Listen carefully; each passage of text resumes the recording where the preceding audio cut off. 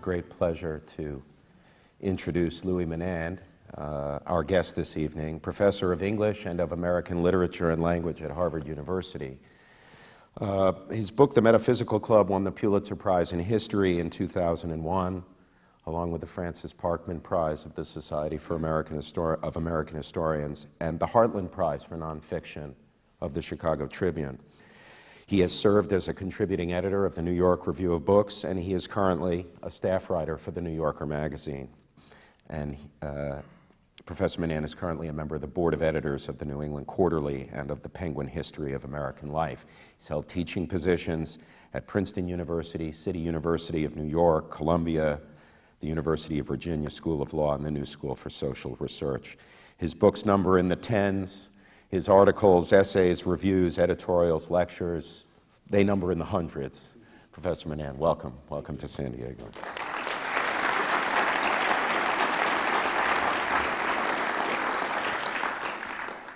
Let's start by talking about the recent collection of essays, American Studies, published last year. One critic mentioned that this book reaffirms Louis Menand's position as a preeminent historian of American liberalism's cultural incarnations. To say these essays are wide-ranging does violence to our language. This book re-examines major figures like William James, Oliver Wendell Holmes, Richard Wright, Norman Mailer, Pauline Kael.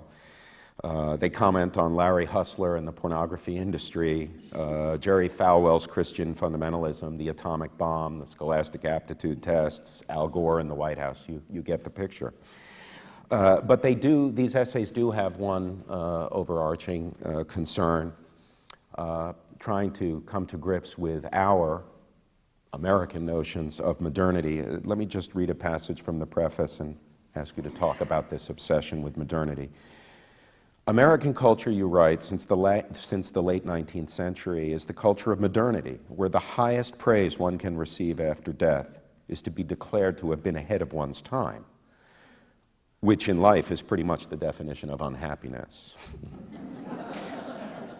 Happiness is being in one's time, and the essays in this book are all in one way or another about efforts to cope with that fact. So what exactly do you mean by culture of modernity, and why did you pick these sets of essays to I think it worked the other way around. I wrote the essays, and then I picked the culture of modernity to explain what I'd done. But that's really true, because it does sound like a book written by a man with attention deficit disorder, because the subject changes all the time. But the essays were written over a period of about 15 years, and when I came to collect them, I was presented with the task that everybody's presented with when they try to put their occasional pieces together in a volume, which is to come up with some kind of rationale, some introduction, which would explain what they were all doing together. And they seemed to me to be connected in some sense, even though when I wrote each one, I wasn't thinking about how it might hook up with an earlier one when I did it. And when I looked at them all, I realized that they all had to do with people, Americans. They're all American figures in the book, from William James to Maya Lin, all of whom were trying to deal with the problem of change. And the problem of change is the problem of modern cultures. So I define it like this. In a pre-modern society, the ends of life are given at the beginning of life. So when you're born, you understand what your life's task is to be, because it's given to you by your family, by your community, by your nation. And the task of the community and the task of the nation is the same as your task, which is to reproduce the customs and the practices and the values of that group.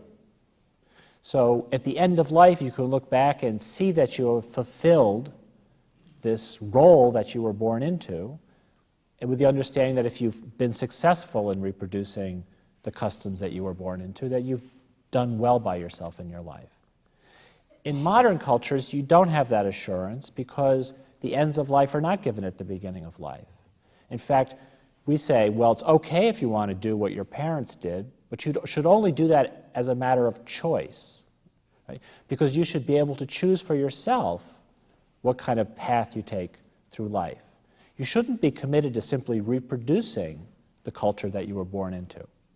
So this open-endedness of modern life creates the world of change. And the world of change is a problem for intellectuals, and it's a problem for writers, and it's a problem for artists. It's a problem for anybody whose life depends on culture, because that culture is constantly changing, it's constantly fragmenting, it's constantly dissipating, it gets thin in places, it gets cobbled together in places.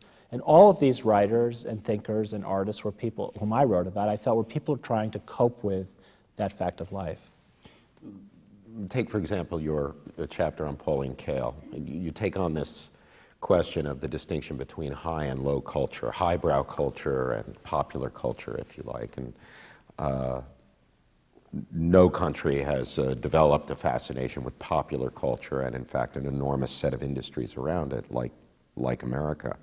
But you make this comment that the high-low distinction when thinking about culture, which has always been a puzzle for writers like yourself, that the high-low distinction doesn't arise when the object of our thinking is too low.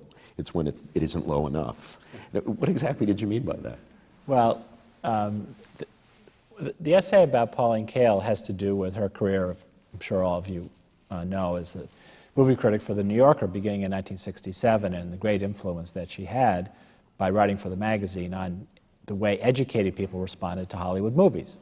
Because before she became the editor of The New Yorker, or at least up through the mid-60s, intellectuals or well-educated people, people who thought of themselves as cultured people in America, felt a little unsure about how they were supposed to respond to popular Hollywood movies. Were you supposed to take these movies seriously, or were you supposed to be a little apologetic about enjoying Richard Burton, Elizabeth Taylor, or Rock Hudson, or whatever you happen to like going to? Was this real art that you were experiencing? And Pauline Kael came along and basically said to people, forget about it. If you enjoy it, it's a great movie. You shouldn't worry about whether it's high or low. So in this essay, I tried to describe what that problem was, the high-low problem that she encountered when she came to The New Yorker.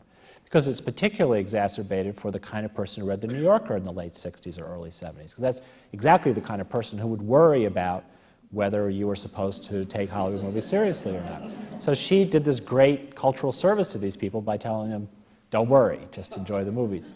So the passage that Professor Bernstein read from this essay is a passage in which I have my own theory about high-low. And I say that the problem with high-low has always been, how do you take popular culture objects seriously from an intellectual or academic or critical point of view? In other words, not just enjoying them, but interpreting them, making sense of them. And I said that the problem really arises not with cultural objects that are too low, like comic books. You can take comic books seriously in a semiotic way, or you can read them as kind of popular myths or something like that. The problem comes with cultural objects that are neither too high nor too low. And one of the examples I give is the Beatles. People made themselves very silly talking about Sgt. Pepper's Lonely Hearts Club Band, right? Because it's not just pop, it has a bit of an idea. But once you start taking the idea too seriously, then you look ridiculous. So a lot of the movies that Kael wrote so brilliantly about were actually movies that fell into that category, like the Godfather movies. I mean, the Godfather movies are not, Battleship Potemkin, but they're also not Doris Day comedies. I mean, they're somewhere in between that educated people, the kind of product that educated people really enjoy. And she found a vocabulary for allowing educated people to engage with those movies intellectually or intelligently, let's put it that way, not theoretically, but intelligently, that gave them satisfaction. And it was a huge contribution, I think, to American criticism. Well, if we want to talk about a low cultural object, why don't we jump in and talk about Larry Flynt? Again, you have this essay on Flynt and first of all, the rise of the modern pornography industry, and of course the lawsuits, the obscenity lawsuits, in which he stood trial. And then you also work in some discussion about evangelical Protestantism, represented by Jerry Falwell. This is another aspect of American popular culture with great impact today. And you comment that both Larry Flynt and Jerry Falwell are working the same side of the street. Two sides of the same street, right. Yeah, that piece came about because there was a movie you may remember about Larry Flynt, because he was involved in a famous case with Jerry Falwell. Jerry Falwell sued Hustler magazine over a parody of an ad, a Campari ad, which made fun of Jerry Falwell. Jerry Falwell sued for libel.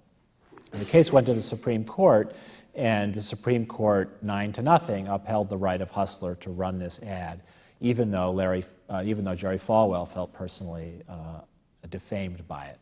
And the legal argument is the argument that the court had already stated in an earlier case, which is that public figures can't sue for libel because it's part of public political debate, public debate, that they have to be able to take things that private citizens could sue and recover on, like the kind of parody of the ad that Jerry Falwell objected to. So I was supposed to write about the movie. This is for a magazine that asked me to write about it, and I saw the movie and was kind of interested, and I thought there must be another side to this story that didn't get into the movie. It's a movie by Milos Forman, The People versus Larry Flynt.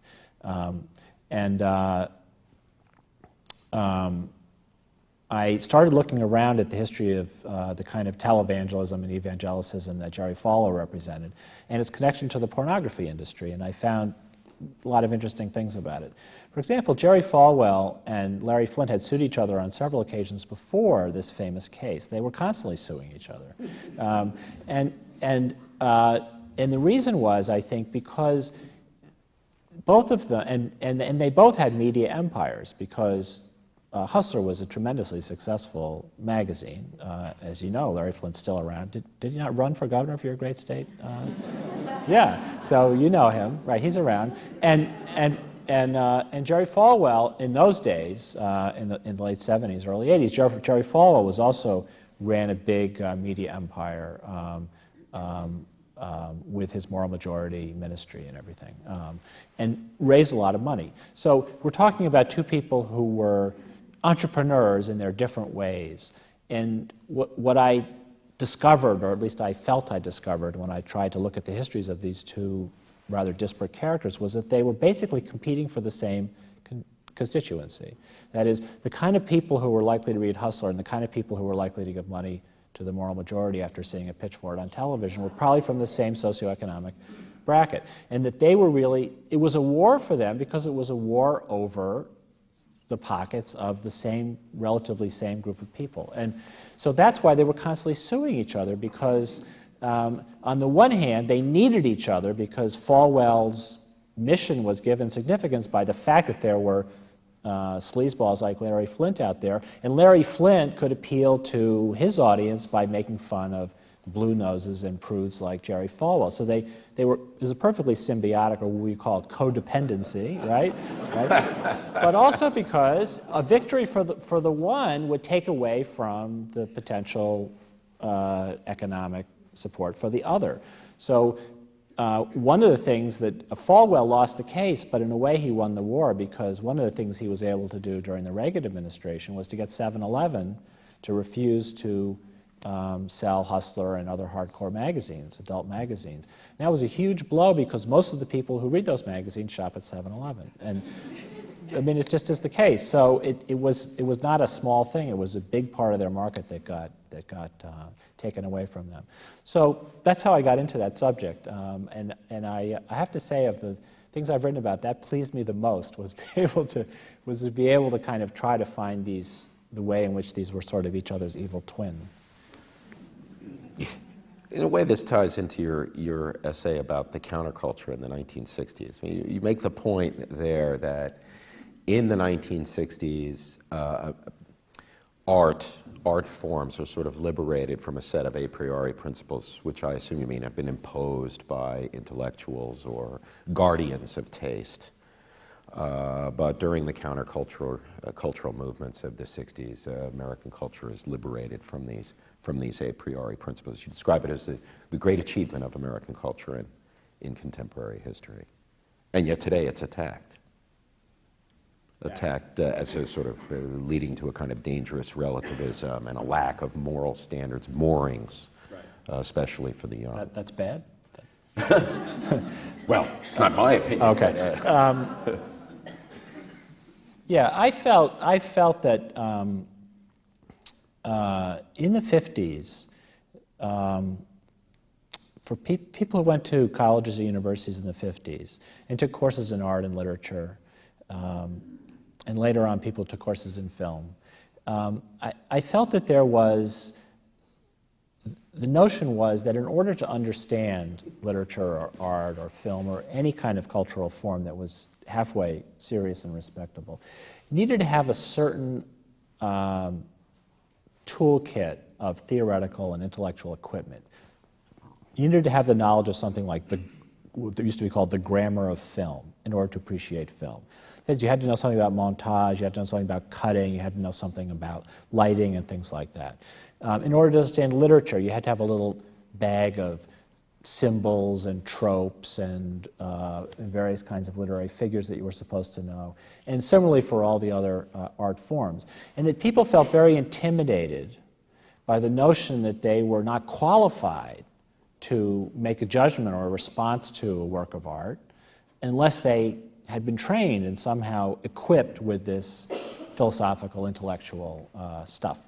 So Pauline Kael and lots of other people in the 1960s came along and said, actually that stuff's getting in the way because it's preventing you from responding immediately to the art that's out there. Because after all, that's what art tries to do, is to get you to respond to it immediately without having to come with a bunch of preconceived ideas about what art ought to be. So it seemed to me that that was a great moment. Now, that's when I grew up. I was a teenager in the 60s, in case you haven't figured that out yet. And so to me it was very exciting because I came from a pretty intellectual family where they did think that way, the old way. So to me it was very exciting to think that I could think in a new way about American culture and respond to it in a different way. And I still think that's a very important thing. It has to do with education generally. When we teach about culture in universities, we teach college students about culture. On the one hand, we want them to respond without our telling them beforehand a bunch of a priori principles that they're going to need in order to have a response to or be able to judge what they read. On the other hand, we want to equip them with certain concepts that will enable them to appreciate how these works get created and what their broader significance is. So when we started our conversation, we talked about such a concept, modernity. Well, modernity is a very important concept for understanding where we are in the history of the human race and what's going on in our time that makes it different from times that came before and how people might try to respond to that. In that sense, I think teachers and critics and writers can give a context conceptually or theoretically to the kind of culture that we see. But the notion that in order to appreciate it, we have to have this formal language, I think, is something that was well rid of. Well, speaking of the 1960s, the other memory of the 1960s is not simply of the countercultural revolt against a priori principles, but of course of the war, of the Vietnam War. And this brings us to another powerful and I think quite moving chapter in the collection of essays concerning Maya Lin and the Vietnam Veterans War Memorial.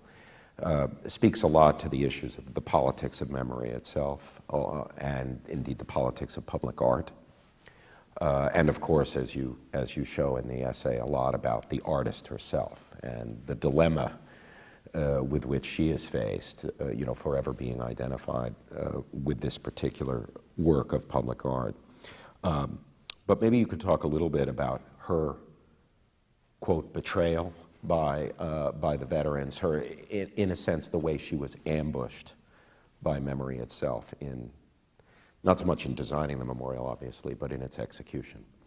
Yeah, I was lucky to talk to Maya Lin about a year ago, or a year and a half ago, and I wrote a profile of her based on this conversation. And one of the reasons I wanted to talk to her was because of 9/11 and her interest in the problem of what kind of memorial would be appropriate for Ground Zero in New York, which is where she lives and works.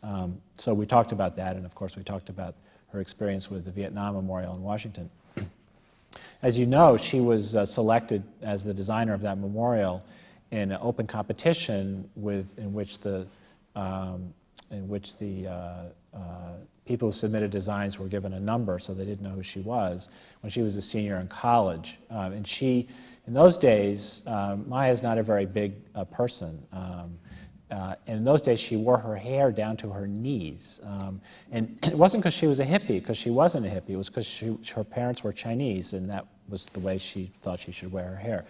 But when she came to Washington, they just thought, who is this Asian woman with hair down to her knees who's a college student? I mean, what are we going to do with her? So it's an amazing story how she almost alone stood up against the veterans, the commentators like Pat Buchanan, the congressmen like Bob Dornan. He's from nearby, is he not? Yeah. Just north of the Orange Curtain, right. A few miles up. Bob Dornan was a big opponent of the design.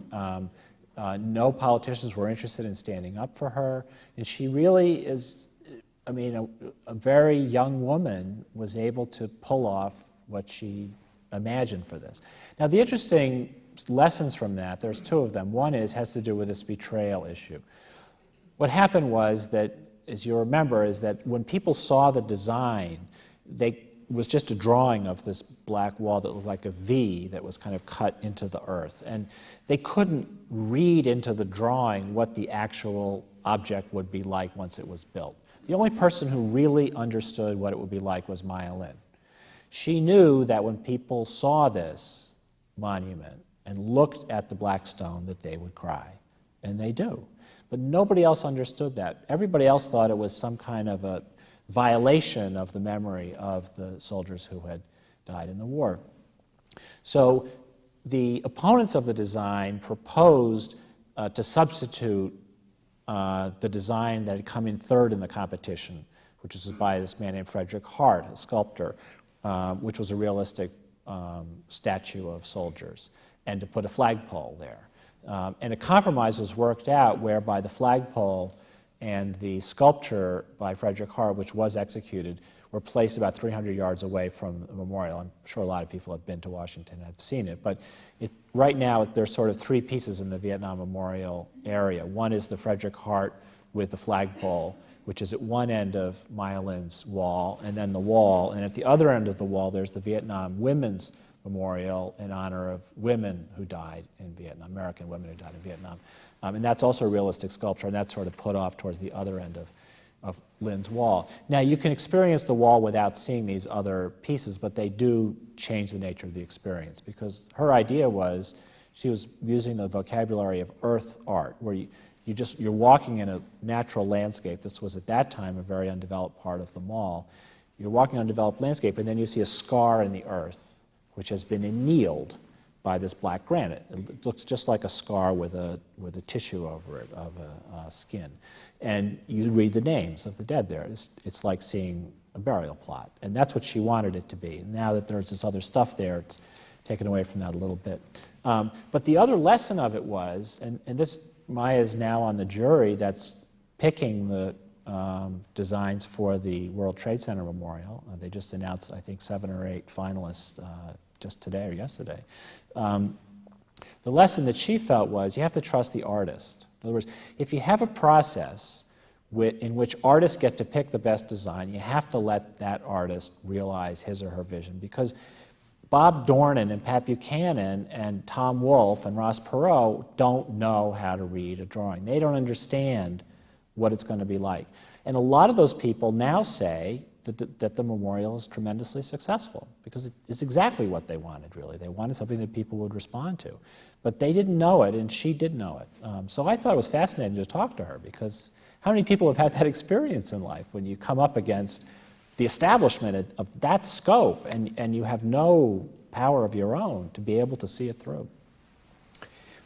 Of course, that monument and the period that it memorializes, arguably, it's the end of political certitude in modern American experience. Most of us who lived through the period remember it indeed as a period where all of these assumptions about the superiority of the American way of life, the great contest with the Soviet Union and the People's Republic of China. All of these issues were brought under intense and severe questioning, especially as the costs of the war itself mounted. And that's another, as I see it, enduring set of themes in these essays about the emergence of a middle-class culture that had an enormous degree of self-confidence, at least in the first several decades of the 20th century, and then that self-confidence became quite brittle by the 60s and 70s and was broken up. But an essential part of that self-confidence, at least earlier in the century, if I read you properly, was this belief in, certainly in science, and skepticism in the scientific sense of the term, and meritocracy. That we would train students through rigorous and objective means, evaluate their performance, advance them accordingly, and thus the American way of life and American culture would prevail. And you spend a fair amount of time in these essays, first talking about the emergence of this culture, and then second, talking about some of its perhaps weaker foundations. Let's talk a bit about the emergence, the rise of a notion of meritocracy.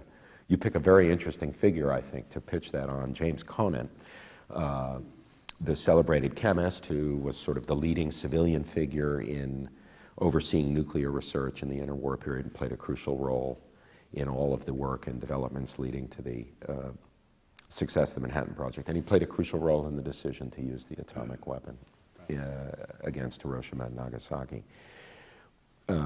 But in that essay on Conant, you talk about his crucial role in furthering or elaborating this middle-class notion of an educational meritocracy. But in your mind, that seems quite ironic, given his identification with the nuclear project itself. Oh, well, yeah. I mean, Conant was president of Harvard from 1933 until, I think, 52 or 3, and then he became ambassador to Germany during the Eisenhower administration. But while he was president of Harvard, he did oversee the Manhattan Project, and he did, as Professor Bernstein says, he did make the recommendation that the bomb be dropped on Hiroshima and Nagasaki, which wasn't his decision to make, but it was his recommendation. Conant had another big contribution to post-war American life, and that was that he essentially created the SATs. So I do say that he's responsible for 2 great terrors of my generation. The fear of nuclear holocaust and the fear of the SAT.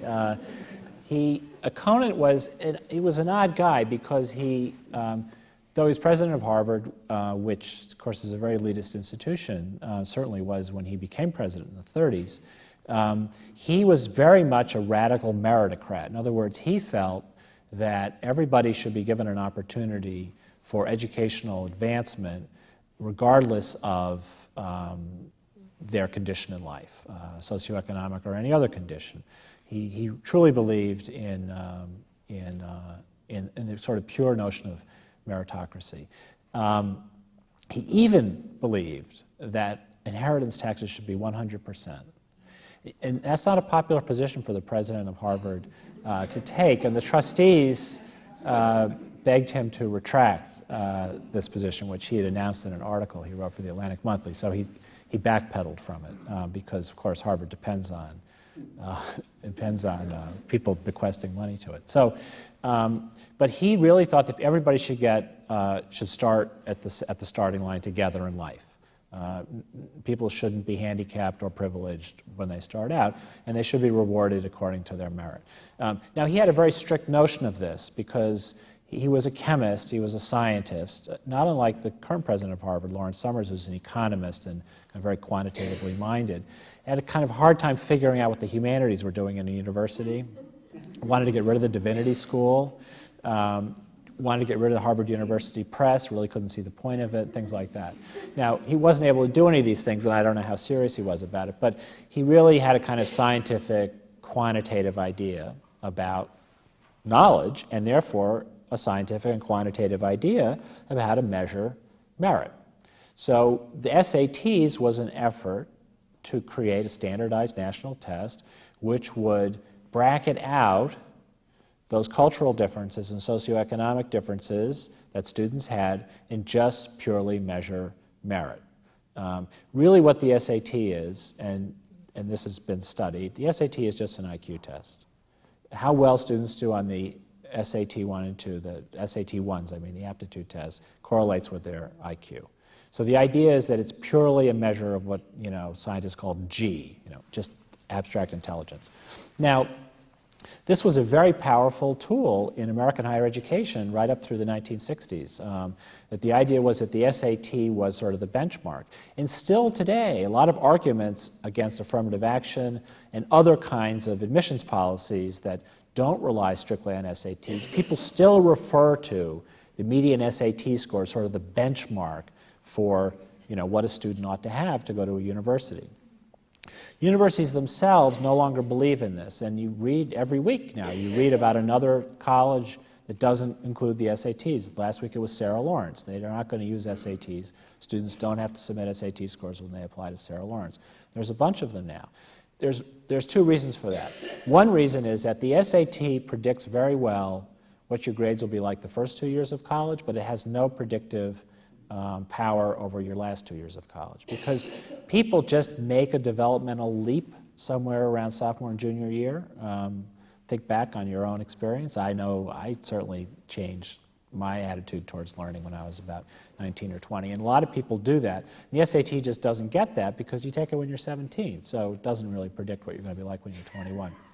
The second reason why the SAT is much less attractive than it was back in Conant's day is because college admissions committees like to hand-pick their classes at selective schools where they have the opportunity to choose, say, 1,000 students from 10,000 applicants. So they don't just want to pick all the 800 board scores because they'd have a very boring class, right? They want to pick a musician, they want to pick an artist, they want to pick a math genius. They also want to pick an outside linebacker. They have to pick somebody who can wrestle in the heavyweight class.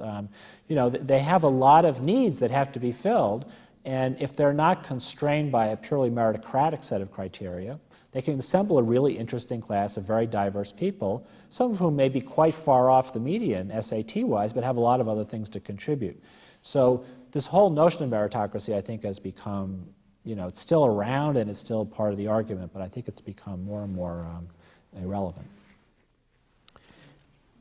Let's talk for a few minutes about Metaphysical Club, because I see a connection here. You pick 4 central figures in Metaphysical Club to address the emergence of the modern culture of the United States: Oliver Wendell Holmes, William James, Charles Peirce, John Dewey. And you take us on this fascinating journey watching these men discover the complexity of certainty versus uncertainty, skepticism versus received wisdom, proven cosmologies, if you like.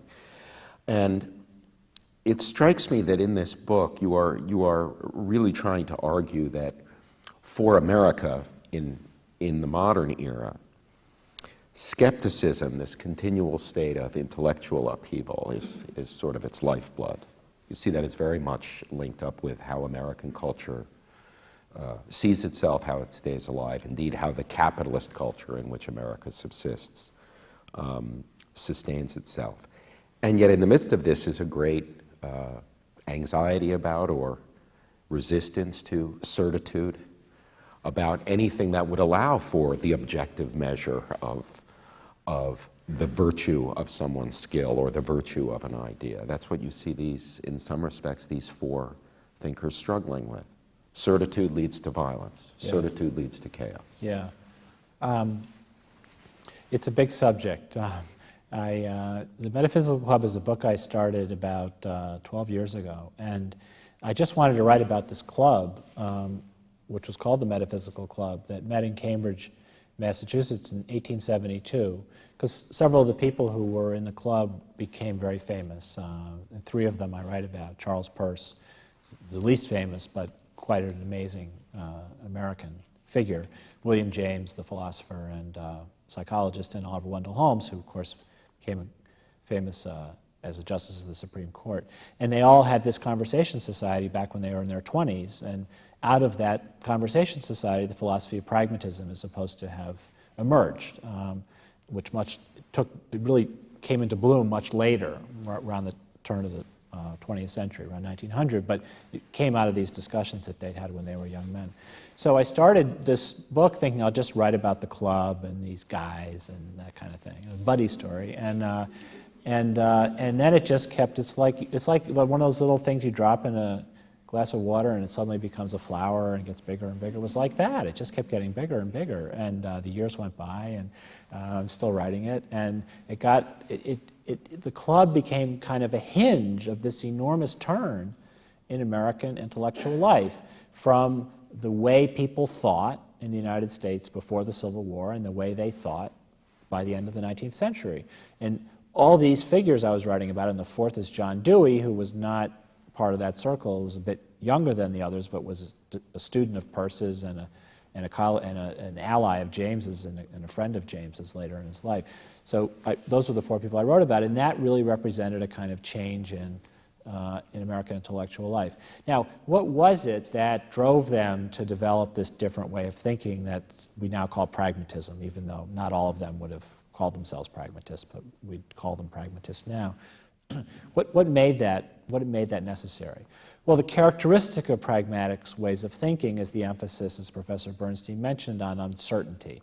This is really where we started out when we talked about change and modernity. This was a philosophy for modernity. How do we deal with a universe which is characterized by change? This is the universe that Darwin described, right? Chance variation. Chance is constantly throwing up differences everywhere we look. Everything mutates, everything reproduces itself differently. How do we deal with a universe that can't be fixed such that we can have fixed categories to describe it?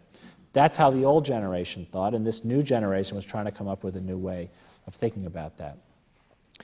One of the things I think, based on having spent so much time with these figures and trying to get underneath their thinking, one of the things I think drove them towards pragmatism and towards an embrace of uncertainty and a skepticism about certitude, skepticism about people who thought they knew what they knew, who thought they knew they were right. One of the things that drove them to that was the Civil War, because they all had different experiences of the Civil War. It's like Vietnam. I mean, everybody who lived through the Vietnam War in this country, some people went to Vietnam, some people protested against the war, some people just hid out, some people were too old or too young, but everybody remembers that experience. It was a very important moment in American life, and the Civil War was the same for these characters. Oliver Wendell Holmes fought in the war, was shot 3 times, he was a war hero. William James didn't fight in the war, though 2 of his brothers did and were wounded in the war. So they each had a different experience of it, but what they saw the war as, I think, was the result of people who refused to admit that they were wrong. And at the end of the day, when you refuse to admit you're wrong, you kill the other guy. And that's what Holmes thought that the lesson of the war was. So the sort of argument of the book, and I try not to reduce everything to this argument because I think there's so much interesting in the story that goes beyond it, but part of the argument is that the Civil War produced a reaction in intellectual life against certitude and fixed categories that ultimately led to pragmatic ways of thinking.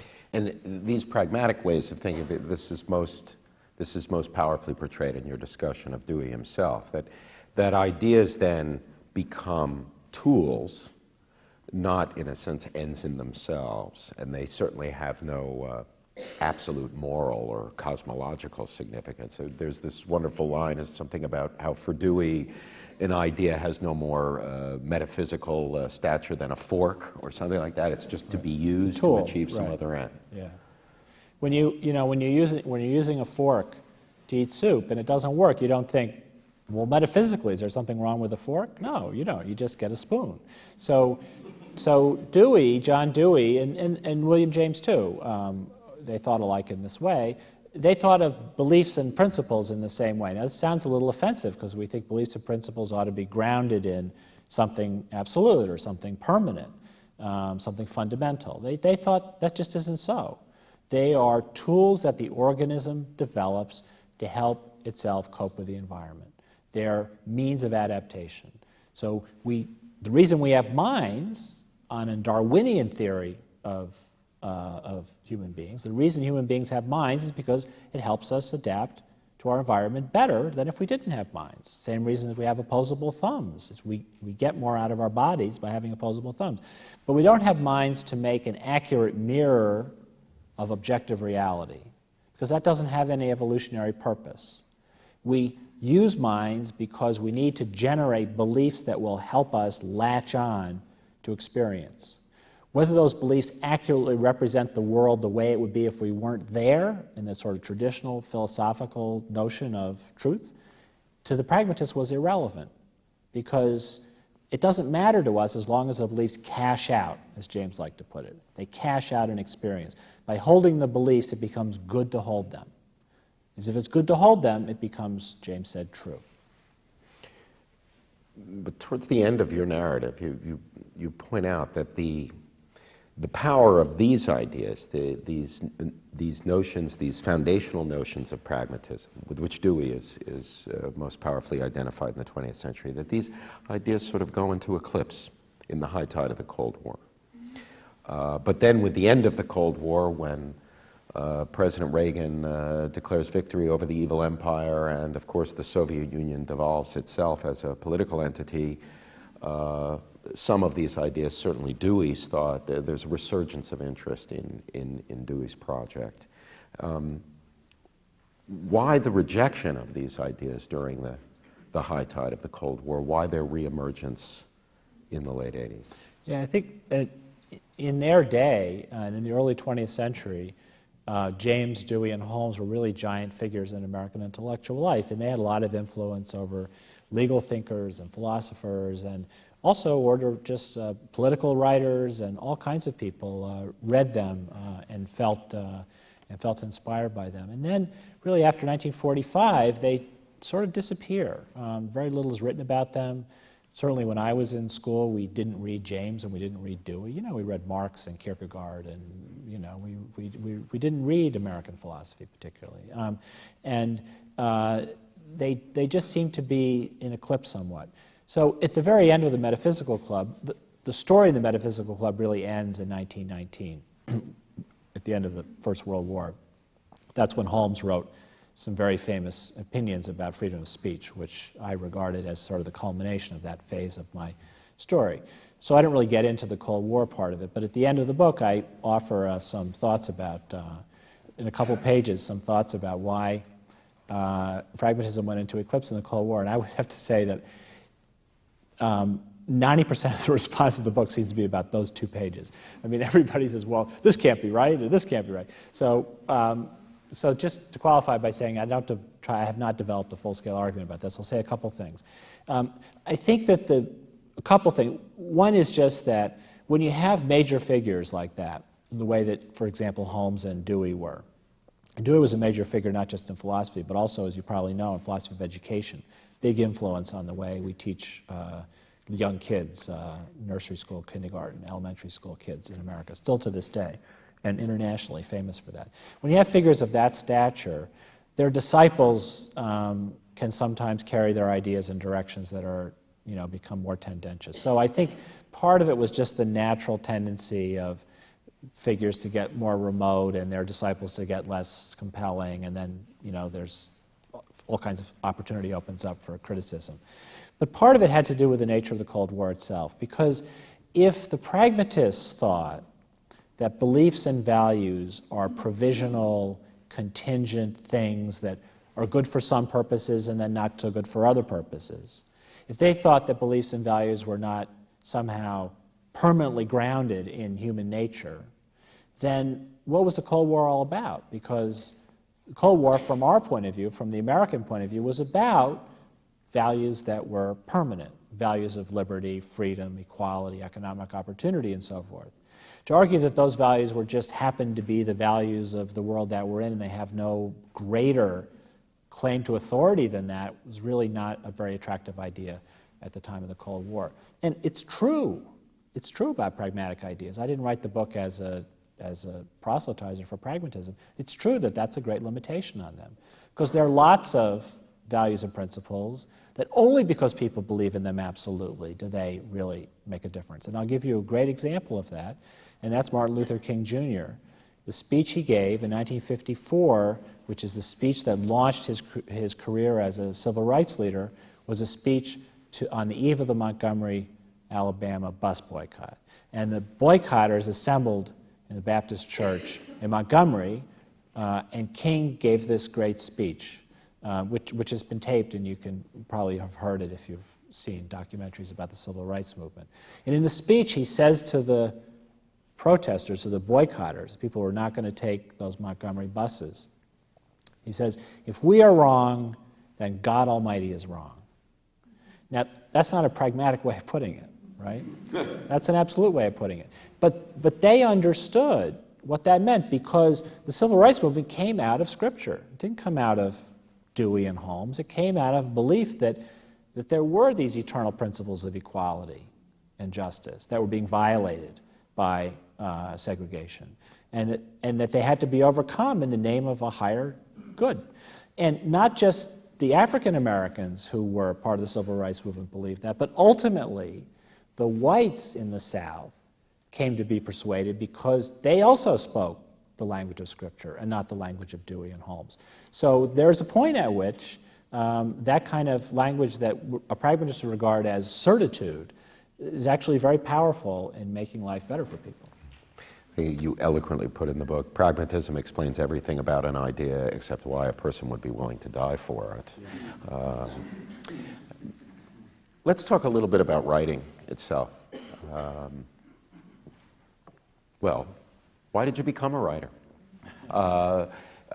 You obviously made you obviously made choices to pursue initially an academic career. You went on to advanced study, received a PhD, held faculty appointment at a variety of institutions, but at the same time then really invested a lot of energy and made a major commitment to writing publicly, to writing for a much larger audience than is typically the case with academic discourse. How did that happen? It just happened.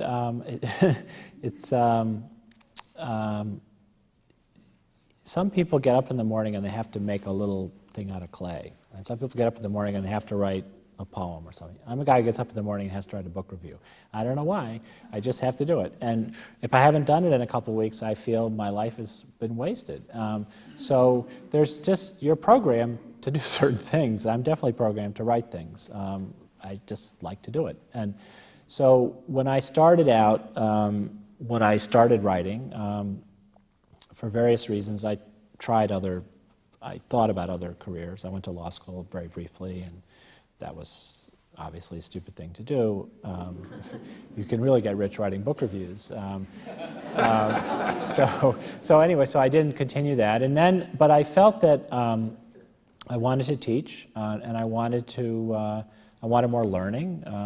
So I went to graduate school, and when I started teaching, somewhat to my surprise, I enjoyed it, felt that I was effective, and I continued to write. And the kind of writing that I naturally do is the kind of writing that certain magazines were interested in. And I've written for a lot of magazines a little bit, but mostly for the New Yorker and the New York Review of Books. And it suits my style as a writer to write those kinds of pieces. So if the question is, you're just asking an open-ended question, but to the question of, did I make a decision as an academic at some point to write for a non-academic audience? The answer is no. That's how I write, and it doesn't matter whether I'm writing for academic or non-academic people. It's just the way I do it. How do you write? What's your routine? Routine, I don't know. Or is there a routine? Maybe there isn't a routine. Well, I think every writer has a different set of idiosyncrasies, I think. Mine is that I only write one draft, and I know this sounds very pompous, but it doesn't mean it's any faster. It just means that I write one sentence at a time, and only when I'm pretty happy with, not just one, maybe 2 or 3 sentences, but only when I'm pretty happy with a few sentences do I go on to the next set of sentences. And When I'm finished, I rarely go back and change anything. That was even true of the Metaphysical Club, actually. I never went back and changed anything in an earlier chapter when I finished the chapter. And the reason for that is that it flies in the face a little bit of what they teach in composition class, because when they teach writing to younger people, they usually want them to get everything out because they feel they're sort of constipated, so to speak. And if they could just kind of let it out, no matter how messy it is, then they'll feel liberated to express themselves without so many hang-ups. And that may be true for many people. But I find if I just write what's on my mind and don't go, make sure it's exactly the way I want to say it, it's sort of one half-baked idea after another half-baked idea, and then it's like it's an eighth-baked and a 16th-baked, and by the time you get to the end, you don't know the value of what you've thought. So I found after trial and error that the best way for me to do it was to try to write sort of as I go, and make sure that each piece locks, with the next piece, and therefore that it reads smoothly. I always feel that if somebody tells you you should take this paragraph and put it there, you should just throw away the piece, because if it doesn't have the continuity in it such that you can't move paragraphs around, then something's wrong with it to begin with. Some favorite place to write, or do you grab your laptop and head off to Central Park or Boston Common? Or That sounds great. No. I write in the office. I never work at home. I never work after dinner. I think it's like, when Michael Jordan plays basketball, he's rested. I mean, I think the idea that you should write at night is a very bad idea. You should write when you're awake and feeling more or less on top of your game, and then you should stop when you get tired. I think there's certainly for students, there's a kind of superstition that your great ideas come by pulling an all-nighter, but it just isn't so. It very rarely. Pressure helps, but being tired does not help. Your comment about styles of composition, the tradition in writing, in teaching writing, that we encourage students to write everything, overwrite, and then you'll pare back and polish and fuss. I sense in those remarks you're not happy with that approach to teaching the craft of writing, and there's almost universal discussion among teachers about how writing skills have deteriorated. Students don't know how to express themselves. Well, I didn't say that exactly. I said everybody does it differently. Right. So some people probably do benefit from the, I don't want to continue to use that metaphor, from the let it all out approach. And other people probably don't. So in my case, I found when I tried to do that, I was frustrated by what was on the page. I mean, one thing that happens when you write things down, they become concrete in a way that they're not when they're in your head. And everybody has the experience of waking up in the middle of the night and writing down a very brilliant thing that they thought, and then, William James was a fascinating guy because he was a psychologist originally, and an experimental psychologist, which meant that he worked in a lab and stuff. He didn't particularly like working in a lab, but that was the kind of psychology that he did and in the 19th century. And one of the things he loved to do was he loved to inhale all kinds of chemicals to see if he could get high from them, strictly for scientific purposes. Because he never, in real life, he never drank caffeine. He never drank alcohol. I mean, he really was not into stimulants at all, but he was interested in alternate states of consciousness. It was one of the great interests that he had. So he used to go into these science labs at Harvard where he taught, and he would pick up these things and sniff them. And there were reports of him like staggering across campus, after having sampled some of this stuff. But one of the big things that people got off on in the 19th century was ether, and he believed that because there was a guy he knew who wrote these fantastic books about the experience of being on ether, and so James decided that he would take ether and have a great insight and write it down. He tried to force himself to write it down. So he took this ether and he got one of these visions, and he wrote down this incredible, profound insight into the nature of existence. And then when he came out of the high, he looked at what he'd written down and it said, "Turpentine smells bad." But the thing is that when you write when you write things down that seem sort of, you got to get it down, often later on, you can't quite figure out why it was so profound, but because you wrote it down, you think it must be profound. That's what I'm saying. So that you get stuck on, you reify a kind of half-thought such that you decide that there's some truth buried in there. And you'd waste a lot of time trying to make sense of what you wrote down. So much better not to do that, I think. But it doesn't. But the thing is, the only thing that matters is the quality of the writing that gets produced. It doesn't really matter what goes into the sausage. It's how the sausage tastes. And the test of good writing, in my opinion, the test of good writing is the reader doesn't want to stop reading. That's the test. Anything to make the reader stop reading means it's bad writing. So when I was growing up, I used to read The New Yorker. There was a column in The New Yorker written by a guy whose pen name was Audax Minor. And the column was about horse racing. And he covered the races at Belmont or wherever it was. Now, I don't know from horse racing, forget it. I've never been to the track. I don't care about it. I think it's probably a stupid sport. Maybe there's a horse racing person here. But it just has no interest for me beyond the fact that I always read this guy's column. Because once I started, I couldn't stop. Now, to me, that's good writing. And how you get that depends on, what works for you. There was a critic in the 50s who used to write about popular culture named Robert Warshaw.